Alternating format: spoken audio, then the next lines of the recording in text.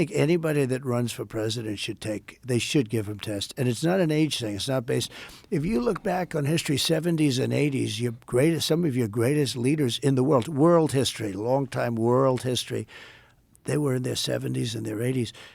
But I think you should take cognitive tests. I think they say it's unconstitutional. But That's ridiculous. I think Kamala should have a test because there's something missing. There's something wrong with her. Well, I think it's pressure. I think the pressure and the scrutiny, you've been a celebrity for a long time and you understand what this is like.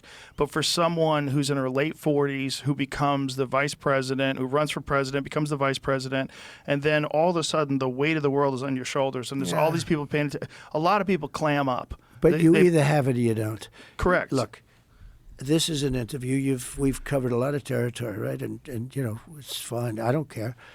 I want to. I think it's much more interesting.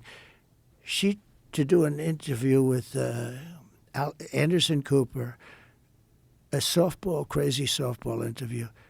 She took 2 days off and she studied all day long, and then she comes out with a result that was a real embarrassment. That was a really bad interview. She couldn't answer a question, and every question's not answered. I mean, like, what would you do your first day in office? Okay, I'll build a wall. I won't build a wall. There's 100 things you can say. Just say anything, right? There's something off with her. Well, I also we're dealing with the smartest people. They hate when I say, when I call President Xi, they said, he called President Xi brilliant. Well, he's a brilliant guy. He controls 1.4 billion people with an iron fist. I mean, he's a brilliant guy, whether you like it or not. And they go crazy.